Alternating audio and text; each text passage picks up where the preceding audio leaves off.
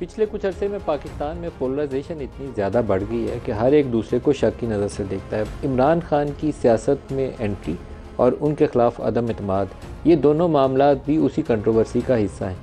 इमरान खान को सियासत में लॉन्च इसलिए किया गया था कि पीपल्स पार्टी और PMLN के मुकाबले में एक बड़ी सियासी जमात जो है उसको खड़ा किया जा सके। इस्टेब्लिशमेंट ने इस पूरे प्रोसेस को 2011 से लेकर ऑनवर्ड 2018 में उनके इंतखाब तक और उनके अदम एतमाद से चंद माह पहले तक 100% उनको सपोर्ट किया।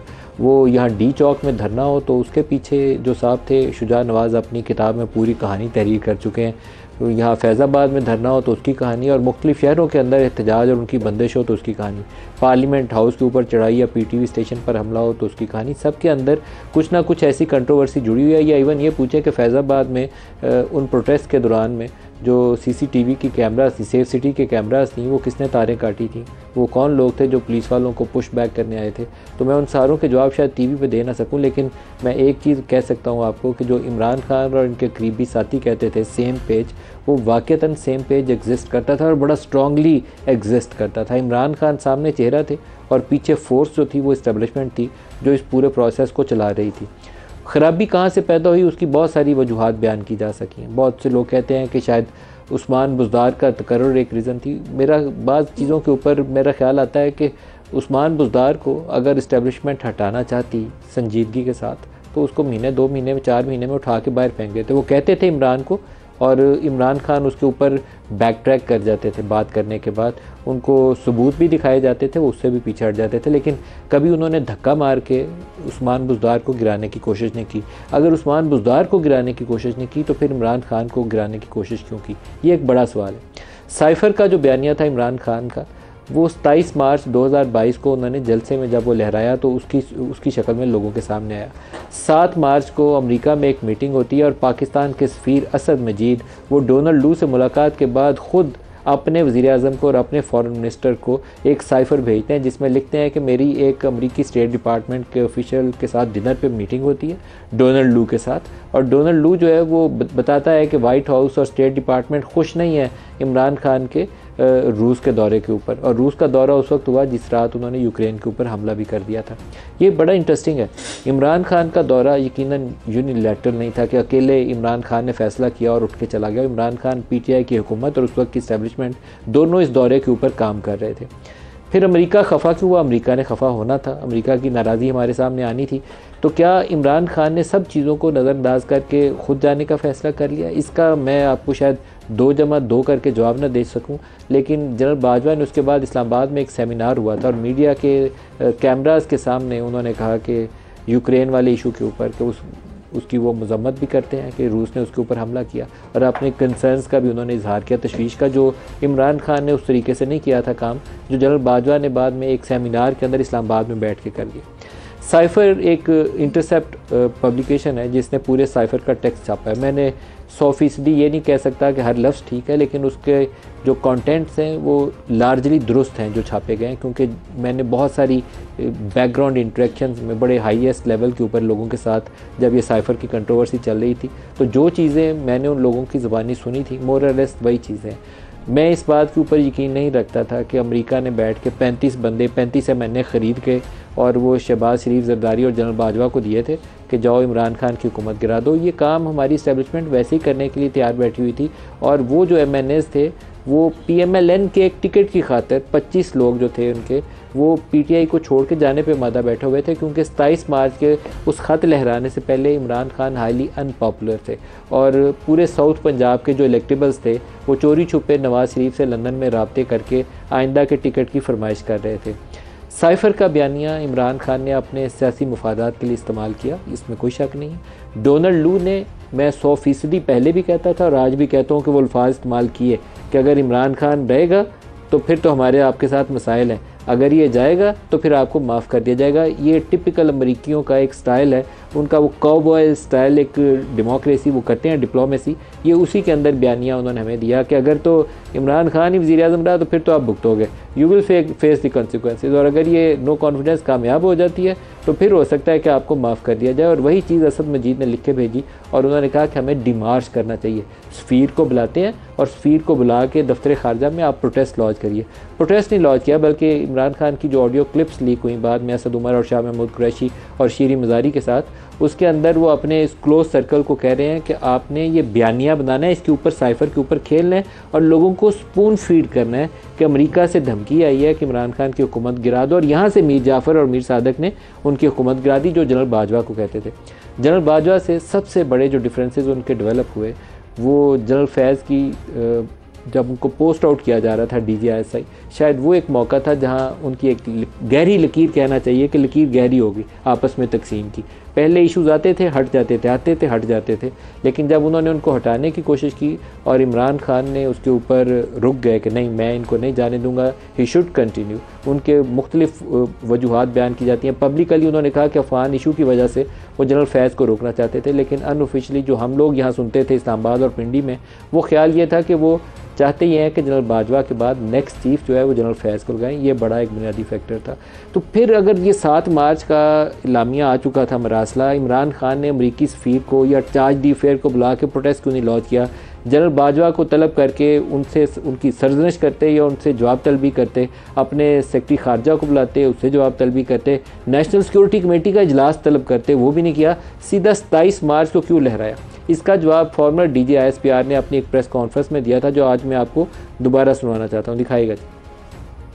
जहाँ तक मामला है, आर्मी चीफ ने 11 मार्च को कामरा में साबिक वजीर आजम से खुद इसका तज़किरा किया था, जिस पर उन्होंने फरमाया कि ये कोई बड़ी बात नहीं। हमारे लिए ये हैरान कुन था जब 27 मार्च इस्लामाबाद के जलसे में कागज का एक टुकड़ा लहराया गया और ड्रामाई अंदाज में एक ऐसा बयानिया देने की कोशिश की गई जिसका हकीकत से दूर दूर तक कोई वास्ता नहीं था। साइफर के हवाले से कई हकायक मंजर आम पर आ चुके हैं, जिसने इस खोखली और मनगढ़ंत कहानी को बेनकाब कर दिया है।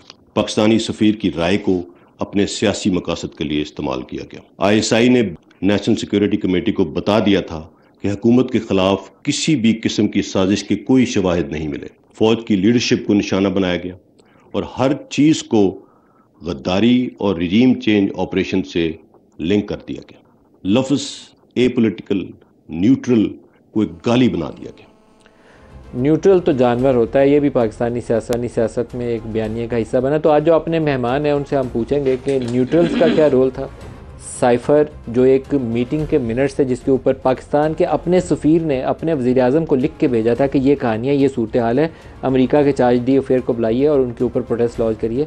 फिर ये सारी साजिश की कहानी कैसे सामने आई, एक्चुअल साजिश थी क्या। आज जो प्रोग्राम में हमारे साथ शुरा हैं इस्लामाबाद महमूद मौलवी साहब हैं इस्तेहकाम पाकिस्तान पार्टी से, आबिद शेर अली साहब हैं PMLN से और अहमद बिलाल महबूब साहब हैं पिलडेट से।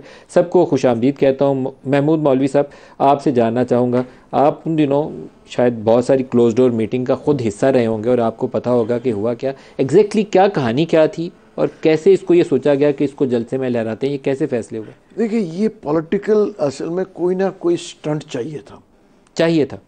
उसकी वजह ये है कि पार्टी का मोराल बहुत डाउन हो गया था। उसकी वजह कि महंगाई, चीज़ें कंट्रोल नहीं हो रही थी, रेट ऑफ द गवर्नमेंट नहीं थी। हम लोग, मेरे ख्याल से आज भी बहुत से लोग इधर हैं, हम ये सोच रहे थे कि अगले इलेक्शन में हमारा होगा क्या, तो इतने परेशान थे। और उसके बाद देखिए, जब गवर्नमेंट गई, और मैं ये कहूँगा 25 आदमी की वजह से नहीं गई, क्योंकि मैं आखिरी मीटिंग रात के 2 बजे MQM से मैंने की थी। मैं और इमरान इस्माइल गए थे, इस्लामाबाद में मीटिंग हुई थी रात के 2 बजे। मेन चीज़ है कि MQM हमारे पास से हट गई। देखिए, हम जो गवर्नमेंट खड़ी थी वो मेरे 4 या 5 सीटों पे खड़ी थी, और जब MQM हट गई और रात को हमने MQM को वी ऑफर्ड देम एवरीथिंग। हमने उनको गवर्नरशिप ऑफ़र किया, उनको ministry of ports and shipping offer किया। उन्होंने कहा now you all are too late.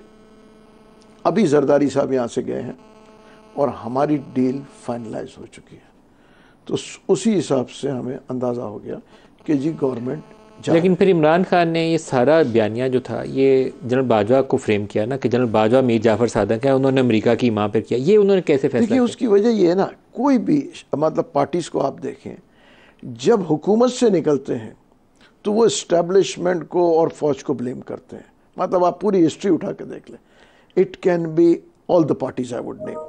लेकिन मैंने इस्लामिया के अंदर एक जुमला है, मैं उसको बाकी सारी चीज़ों से मैं वाकिफ़ था बैकग्राउंड से A to Z, लेकिन एक जुमला है जो मुझे बड़ा उसमें इंटरेस्टिंग लगा। वो डोनाल्ड लू को असद मजीद ने कोट किया हुआ है। उसने कहा कि जो NSC है पाकिस्तान का, उसने आके हमें बताया कि ये इमरान का फ़ैसला था रूस जाने का।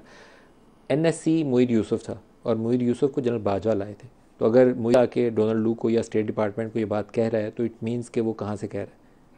तो इमरान खान का ये कहना कि फिर यहाँ से मैसेज दिया गया था कि इमरान का फ़ैसला था, तो किसी हद तक उसका शिकवा मुझे लगता है दुरुस्त होगा। देखिए उसकी वजह बगैर एस्टेब्लिशमेंट के जिसको अप्रूवल के इमरान खान जो है रशिया का जा ही नहीं सकते थे, इसमें तो कोई दो राय। क्या ये एक वाइज डिसीजन था उस रात जाना जिस रात हमला हो गया? नहीं, मेरे ख्याल से बहुत सारी चीज़ें पक रही थी। देखिए ना, बुज़दार साहब का भी एक इशू था, वो तो पहले साल से शुरू हो गया था। वो तो पहले साल से शुरू हो गया, मगर उसके वो चलता गया और ये उसको साथ कहते रहे अभी हम चेंज करेंगे, अभी चेंज करेंगे। मैं नाम नहीं लूँगा, एक स्टेज पे बुज़दार साहब का फाइनल हो गया था।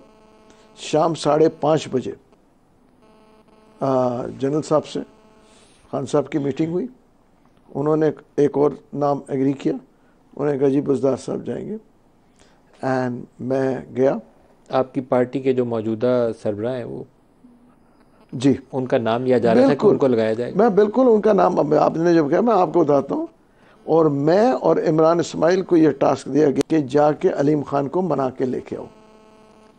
हम रात को गए और बड़ी मुश्किलों से हमने उनको मनाया, बल्कि उन्होंने कहा था, कहने लगे अभी आप रात को ये बात कर रहे हैं, सुबह चेंज हो जाएगा। ये अलीम खान ने कहा कि अभी ये कह रहे हो सुबह तक इमरान बदल जाएगा। हमें कहने लगे कि आप लोग अभी कह रहे हैं ये सुबह तक ये नहीं होगा। हमने कहा नहीं, बाकायदा बात हुई है और हम पूरे बाजवा और इमरान की अंडरस्टैंडिंग हो चुकी है, बिल्कुल हो चुकी थी शाम को मीटिंग में घर के ऊपर बैठ के। उसके बाद हम उनको लेके रात को हम आए, इत्तेफाक से हम उन्हीं की प्लेन में आए, अलीम खान साहब की प्लेन में हम इस्लामाबाद पहुँचे। सुबह 10 बजे जो है उनके घर पे जो है बनी गाला में, वो कहा नहीं मैंने सोचा है कि ये जो है नॉट डूएबल है, अभी चेंज नहीं करते, चेंज अभी फिजिबल नहीं है। एंड दैट वो उसमें जनरल बाजवा काफ़ी अपसेट हो गए। उसकी वजह ये कि एक कमिटमेंट शाम को हो और सुबह चेंज हो जाए, तो that was very embarrassing for him. और ये सिर्फ एक वाक़या नहीं, इसके अलावा भी इस तरह के वाक़या